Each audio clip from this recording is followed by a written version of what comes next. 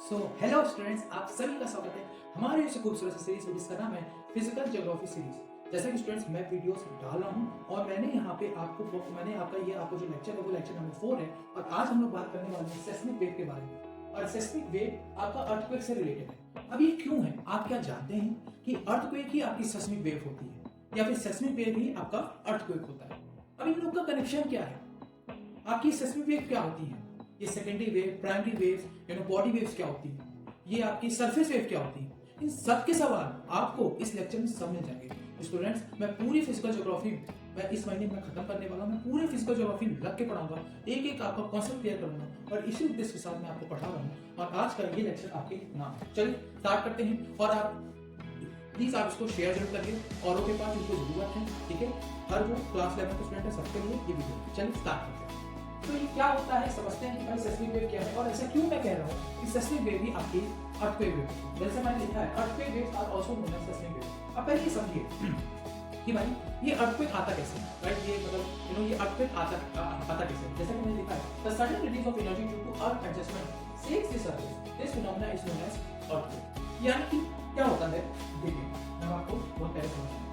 For example आपकी जो मैंने आपको अभी बता रखा है कि भाई जो आपकी धरती है, एक जो उसके इंटीरियर ऑफ अर्थ है वो लेयर में डिवाइड है और वो लेयर है तो उसके उसके अंदर भी कुछ ना कुछ रॉक्स होंगी। तो जब क्या होता है, जब दो रॉक आपस में टकराती हैं या फिर आपस में घिसती हैं, तो जब उसके कारण जो ब्रेक होती है तो उसके कारण क्या होता है पता है, उससे आपकी क्या निकलती है, एनर्जी निकलती है। और वो एनर्जी किस फॉर्म में निकलती है, वेव्स के फॉर्म में निकलती है। और वो वेव्स कौन सी होती है, सेस्मिक वेव्स होती है। फिर से मैं रिपीट करता हूँ, अर्थक्वेक कैसे आता है, जब मान लीजिए आपकी धरती मूव करती है। अभी मैं आपको और ताजुब बता रहा हूँ। अब आप ये भी क्वेश्चन पूछेंगे कि सर ये अपने आपस में क्यों करते हैं, ये ऐसा क्यों होता है? इसके पीछे दो कारण, ये जो दो रॉक हैं आपस में टकराते कैसे, इसके पीछे दो कारण। पहला, रोटेशन ऑफ अर्थ, जो आपकी धरती है वो आपकी रोटेट कर रही है। अभी मैं आपको बता रहा हूँ, आपको अभी जान बता भी होगा कि रोटेशन ऑफ अर्थ इतना तेज है जो कि आपको लग रहा है कि धरती की स्पीड जो घूम रही है, जैसे घूमती है, ठीक है, ऐसे हम घूमते हैं, रिवॉल्व करते हैं, उसकी स्पीड बहुत ज्यादा है, ठीक है। लेकिन आपको लग रहा है सर ये तो नॉर्मल है, मैं तो नहीं लिखना, मुझे तो चक्कर आने चाहिए, बट नहीं, वो मतलब आपके लिए आपके पर्सपेक्टिव वो चीज क्या हो रही है, वो आपको लग रहा है कि हाँ ऐसा, बट रियलिटी बहुत तेज होगी। तो जब घूम रही है तो जो उसके अंदर की लेयर की जो रॉक होगी वो भी तो हिलेगी नहीं, है ना? और दूसरा क्या कारण है कि भाई धरती के अंदर मैग्मा है, मैंने आपको बताया, जो एस्ट्रोनोस्फीयर का लेयर होती है जिससे आपकी पूरी क्रस्ट टहलती है ना? तो उसके भी पत्थर लेयर होने के आपस में क्या होंगे, टकराएंगे। और जब आपके टकराते हैं तो उससे कुछ ना कुछ एनर्जी रिलीज होती है। और वो देखिए एनर्जी बेसिकली साइंस फिजिक्स में आपने जो फिजिक्स के स्टूडेंट होंगे उन्होंने ये चीज पढ़ी होगी कि जो एनर्जी होती है बेसिकली क्या होती है, और कुछ नहीं, वेव्स होती है। और वो जो वेव है वो आपकी वेव क्या है, सेस्मिक वेव। तो आशा करता हूँ समझ में आया होगा कि क्यों मैं कह रहा था कि अर्थक्वेक वेव ही आपकी क्या है, सेस्मिक वेव।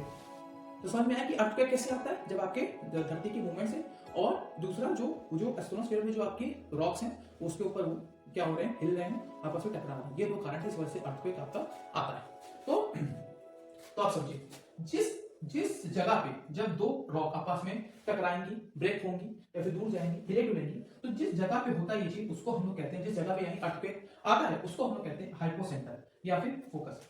ये सब आपने फिजिकल ज्योग्राफी के एनसीईआरटी में सब आप पढ़े। अब मैं आपको क्यों पढ़ा रहा हूं, क्योंकि अभी हम लोग जो इंटीरियर ऑफ अर्थ अभी जो हम लोग पढ़ रहे हैं उससे मैंने आपको बताया था कि क्रस्ट, मेंटल, ये सब चीजें कैसे साइंटिस्ट ढूंढते हैं, वो इसका सारा रिलेशन इससे, तो इससे हम लोग अर्थक्वेक भी समझ ले रहे हैं, राइट? सबका इंटर रिलेशन याद रखिएगा मेरी बात को, ठीक है? तो भाई तो यहाँ पे क्या हो रहा है, हाइपोसेंटर यहाँ पे बन जा रहा है। और तो हाइपोसेंटर कहां पे होता है, जहां पे आपका अर्थक्वेक आता है, उसके जस्ट परपेंडिकुलर, उसके जस्ट ऊपर सरफेस पे। ये तो आपके कहां हो रहा है, आपका ये कहां हो रहा है, राइट? ये आपके जस्ट आपके, ये तो आपकी धरती के नीचे हो रहा है, धरती के नीचे जो रॉक अपना ब्रेक डाउन हो रही है, हिल रही है, तो उससे एनर्जी निकल रही है, तो वो धरती के अंदर हो रहा है, ठीक है?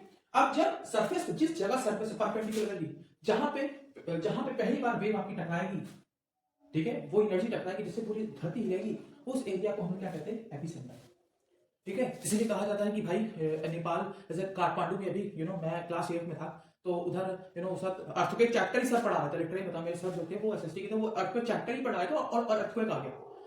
अर्थक्वेक कसम से मैंने बहुत अच्छे से फील किया था उस दिन। सो काठमांडू साइड आया था, नेपाल बहुत भयंकर वाला भूकंप आया था, शायद आपको जानते भी होंगे। तो उस वक्त न्यूज में देखा था एपिसेंटर, वो एपिसेंटर की बात करता हूं, वो एपिसेंटर था आपका काठमांडू में, ठीक है? काठमांडू का एरिया था और हाइपोसेंटर भी वहीं होता है, ठीक है? तो आशा करता हूं आपको समझ में आएगा कि एपिसेंटर और हाइपोसेंटर क्या होता है। हाइपोसेंटर का मतलब होता है जहां पे अर्थ के जहां पे आता है वो जमीन के अंदर आता है, वो बॉडी वेव्स आ रही है। और फिर जिस जगह पे आया, जैसे कि जहां पे आया यहाँ पे इससे जमीन के अंदर वो हाइपोसेंटर फोकस, और जहां पे सरफेस उससे जस्ट ऊपर, जैसे मान लो मैं यहाँ पे गड्ढा कर दूं, तो जिस एरिया पे वहां पे ब्रेक थ्रू होंगी, रॉक हिलेंगी, तो जब ऊपर आते हुए एनर्जी आएगी जिस उसी डायरेक्शन में, उसी सरफेस पे, जिस जगह पे ऊपर धरती के ऊपर जहां पे शेकिंग हो रही सरफेस की, तो उस एरिया को हम लोग एपिसेंटर कहते हैं। तो आशा करता हूं आपको बहुत ही अच्छे समझ में आया होगा कि अर्थक्वेक कैसे आता है। अब ये जो वेव्स हैं ये आपकी सेस्मिक वेव के फॉर्म में आता है। अब ये वेव्स कौन सी होती हैं, ठीक है, सेस्मिक वेव क्या होती है, अब हम आपको पढ़ाने चल रहे हैं। आप प्लीज बने रहिए इस वीडियो के साथ, आपको बहुत मजा आ रहा होगा। तो लाइक सब्सक्राइब जरूर करते रहिएगा, राइट, ओके। तो चलिए मैं आपको अब बताता हूं कि भाई इसके बाद आपकी आती है सेस्मिक वेव, ठीक है, ओके। तो मैं बताता हूं कि भाई ये सेस्मिक वेव का क्या कॉन्सेप्ट है और इसमें आप कैसे आप इसको समझ सकते हैं। देखिए मैं बहुत ही खूबसूरत से आपको पढ़ाऊंगा। देखिए सेस्मिक वेव,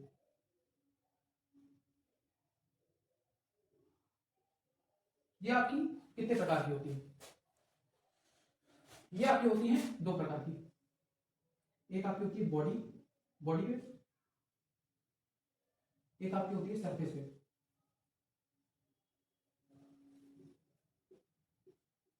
ठीक है।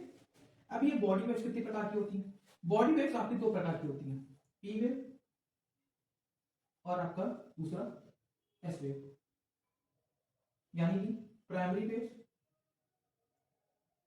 यानी कि secondary waves.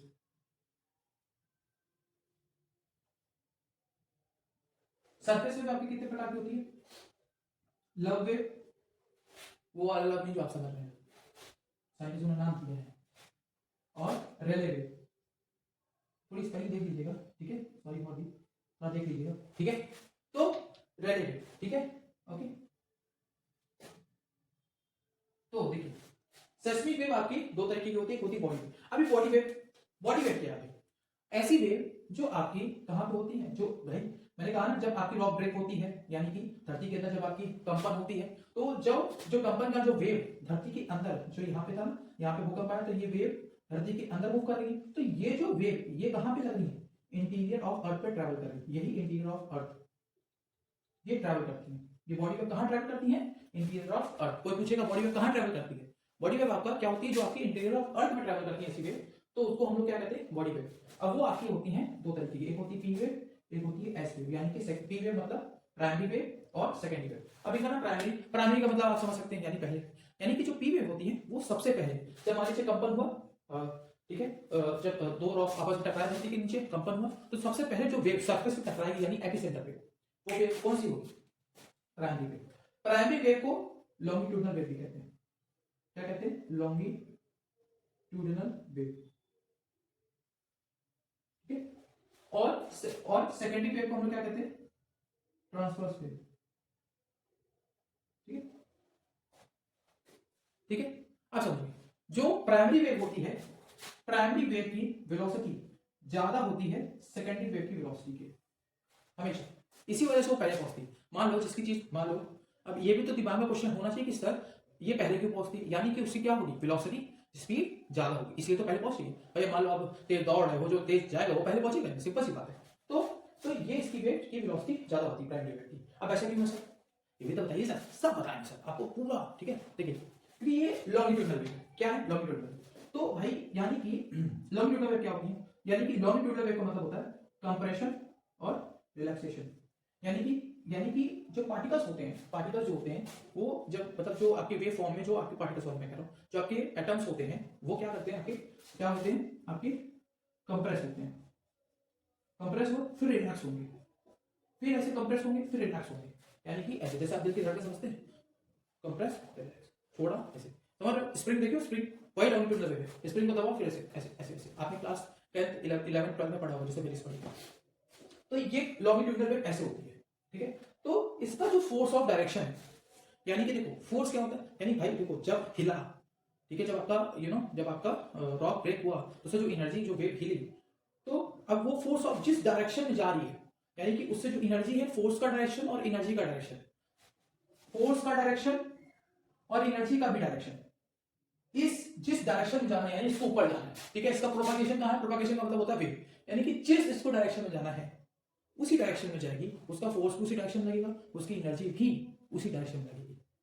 But secondary wave में ऐसा नहीं होता है, सेकेंडरी वेव में इसका उल्टा होता है, ठीक है, क्योंकि ये क्या है, ट्रांसवर्स वेव है, ऊपर नीचे होती है, यानी कि डायरेक्शन इसका बदलेगा थोड़ा बहुत। इसीलिए इसीलिए ये क्या होता है, ये क्या होती है, लॉन्गिट्यूडनल वेव क्या होती है, मतलब आपकी पहले पहुंचती, क्योंकि इसका फोर्स ऑफ डायरेक्शन और एनर्जी का डायरेक्शन एकदम एपिसेंटर की तरफ होता है, यानी कि, और जो सेकेंडरी वेव का नहीं होता, सेकेंडरी वेव का इसका क्या होता है, क्योंकि एक ट्रांसवर्स वेव है, अभी क्या होती है, ट्रांसवर्स वेव ऐसे चलती है, लॉन्गिट्यूडनल एकदम डायरेक्शन, और ट्रांसवर्स ऊपर नीचे ऊपर नीचे ऊपर नीचे, इसका डायरेक्शन फोर्स, जैसे मान लो इसका फोर्स, इसका प्रोपगेशन जो है, देखो प्रोपगेशन, देखो समझने का प्रयास करो, प्रोपगेशन का मतलब क्या होता है, समझो, प्रोपगेशन का मतलब रास्ता, अब मुझे सीधे जाना है तो मैं सीधे ही जाऊंगा ना, अब मैं सीधे ही जा रहा हूं, मेरा डायरेक्शन एकदम सीधे है, ठीक है, मुझे अब सेकेंडरी वेव कैसे जाएगी, मुझे मान लो फॉर एग्जांपल मुझे ऐसे आपकी तरफ जाना है, ये कैमरे की तरफ मैं देख रहा हूं, ऐसे सीधे जाना, तो पी वेव जो होगी, कंप्रेशन रिलैक्सेशन, ऐसे ऐसे जाके सीधे पहुंच जाएगी, लेकिन जो सेकेंडरी वेव होगी वो ऐसे जाएगी परपेंडिकुलरली, यानी कि अब मैं कैसे जाऊंगा, ऐसे घूम के जाऊंगा, मतलब मैं ऐसे ऐसे ऐसे आपकी तरह, तो उसका यानी कि जो उसका डायरेक्शन होगा, यानी उसकी स्पीड क्या होगी,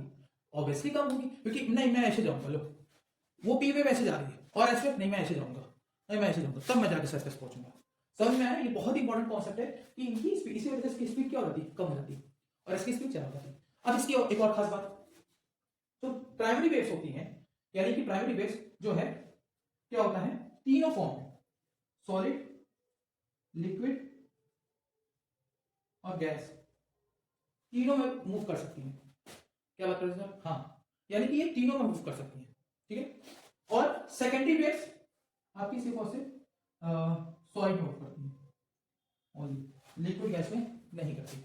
इसी वजह से जब मैं आपको अभी शैडो जोन पढ़ाऊंगा ना, तो आप उस पर देखोगे कि जो पी वेव्स एस वेव है वो 105 डिग्री के बाद इंटरनल कोर में गई नहीं, क्योंकि कोर क्या है, लिक्विड और लिक्विड है, क्योंकि आउटर कोर क्या है उसका, लिक्विड है, इससे पता लगेगा कि आउटर कोर लिक्विड है। तो ये सब चीजें हैं, मतलब ये यही वेव्स आपको बताएंगे, इसका सबका कनेक्शन है। सब में मेरे फिर बताओ, बॉडी वेव्स जो इंटीरियर ऑफ द अर्थ में, यू नो, जो ऐसी वेव जो इंटीरियर ऑफ अर्थ में वो होती है, दूसरी बात मूव करती है, और साथ में प्राइमरी वेव क्या होती है, लॉन्गिट्यूडनल होती है, लॉन्गिट्यूडनल वेव का डायरेक्शन और प्रोपगेशन सब फोर्स एनर्जी एक ही साथ में होता है, लेकिन जो सेकेंडरी वेव होती है उसका डायरेक्शन और प्रोपगेशन ऐसे ऐसे होता है, फोर्स इधर उधर बह रहा है, यानी कि अब आपको आईएएस की तैयारी करने चल रहे हो, अब आप कहोगे मुझे जो है मतलब एक लक्ष्य है भाई, यही करना है, फालतू चीजें नहीं कि 50 उल्टे सीधे दोस्तों के साथ बैठ रहे हैं, ये सब काम कर रहे हैं उल्टा सीधा, तो कोई वो भटके, फिर समझ रहे, तो वहां पे आपकी एनर्जी भटक जाएगी, तो यानी कि आपकी स्पीड क्या हो जाएगी, कम हो जाएगी। तो मुझे लगता है आपको समझ में आ गया होगा। अब सरफेस वेव क्या होती है, लव वेव, ये सबसे ज्यादा डिस्ट्रक्टिव होती है, ठीक है, तो मैंने और हाँ ये बता दिया कि भाई सॉलिड लिक्विड गैस से चलती है, और सेकेंडरी वेव में ये सिर्फ और सिर्फ ट्रांसफर वेव होती है, और सॉलिड चलती है, बस, ठीक है, इतना जानने के लिए काफी। इसके बाद लव वेव क्या होती है, लव वेव सरफेस वेव पे आते हैं, यानी कि अब जो सरफेस पे डिस्ट्रक्शन होगा, यानी कि अब तो ये बॉडी पे पढ़ लिए, अब जो सरफेस पे डिस्ट्रक्शन होगा वो अब बात करते हैं। सबसे ज्यादा जो डिस्ट्रक्टिव होती है वो लव वेव होती है। लव वेव कैसे चलती है, ऐसे ऐसे ऐसे ऐसे, साइड बाय साइड, ये लव वेव होती है। ये बहुत, इनका एम्पलीट्यूड बहुत हाई होता है compare to Rayleigh wave. Rayleigh wave क्या होती है, रेले वेव ऐसे ऐसे तो चलेंगी साइड बाय साइड, और अप एंड डाउन चलेंगी, up and down up and down up and down, ठीक है, ये हो गई आपकी लव वेव, ये आपकी होगी रेले वेव। यानी जब सरफेस पे से डिस्ट्रक्शन आता है, मतलब जो सरफेस पे आपका डिस्ट्रक्शन मतलब तबाही, वो ये दोनों करती है, ये समझे, और सबसे पहले कौन पहुंचती है, पी वेव, पी वेव पहुंचेगी, फिर वो क्या बन जाएगी। अब देखो जितनी इंटेंसिटी होगी, एक होता है मैग्नीट्यूड, एक होता है इंटेंसिटी, ठीक है, कितनी जितनी ज्यादा उसकी इंटेंसिटी होगी, यानी जितनी ज्यादा रॉक ज्यादा हिली होगी, ज्यादा जल्दी टकराई होगी, और मतलब इंटेंसिटी हाई होगी टकराई होगी उस एरिया में, तो उसकी पी वेव की इंटेंसिटी भी ज्यादा होगी। इंटेंसिटी का मतलब क्या, जैसे कि वो फिजिक्स का टॉपिक है, ज्यादा नहीं इसको ठीक समझ सकता, ठीक है, तो ठीक है समझ में आया, तो ज्यादा इंटेंसिटी, ठीक है, तो वो फिर डिस्ट्रक्शन भी ज्यादा होगा उसमें, लव वेव का एम्पलीट्यूड भी ज्यादा होगा और डिस्ट्रक्शन भी ज्यादा होगा। तो आशा करता हूं आपको ये बहुत ही अच्छे से पूरा सेस्मी वेव पूरा समझ में आया होगा कि क्या होती है बॉडी वेव और surface wave, love wave, Rayleigh wave, P wave, secondary wave. अब इसका कनेक्शन कैसे हमारे इंटीरियर ऑफ अर्थ में है, इसको हम लोग राइट, इसको अब हम लोग इतना काफी मुझे लगता है अर्थ के बारे में समझ लिया, ठीक है, और आपने पूरा आपने सेस्मी वेव समझ लिया, क्या क्या चीजें होती हैं सब समझ लिया। अब इसका कनेक्शन कैसे उसका इंटीरियर ऑफ अर्थ में है, इसको हम लोग जानेंगे नेक्स्ट वीडियो में। मैं थोड़ा थोड़ा डालूं ताकि आप इस कॉन्सेप्ट को रिवाइज करो, और वीडियोस पर डे आएंगी, टेंशन मत लो, बिल्कुल आएंगी। कोई कमेंट है, क्या दिक्कत है, बस को शेयर करो, और कोई कमेंट है पूछो मुझसे, प्लीज पूछो, कमेंट करो यार, मैं जानना चाहता हूँ कि क्या और मैं इंप्रूव कर सकता हूँ और पढ़ाने में। मुझे बताओ कि सर ये क्वेश्चन है, कोई क्वेश्चन पूछो मुझसे सबसे रिलेटेड, वैसे मैंने कोई डाउट रहने नहीं दिया, सब बता दिया, और अगर कोई दिक्कत है प्लीज बताओ मुझे, हेल्प, ठीक है, मैं मेरी हेल्प करो, मैं तुम्हारी हेल्प कर दूंगा, ठीक है, तो करिए, ठीक है, मैं यही कहूंगा, with the God watch over you. ये जो लाइन है ना, ये लाइन मैंने प्रशांत धवन सर से, मैं उनको देखता हूँ, बहुत अच्छे टीचर हैं, उनकी बहुत सब जियो पॉलिटिक्स उनकी बहुत बड़ी वो है।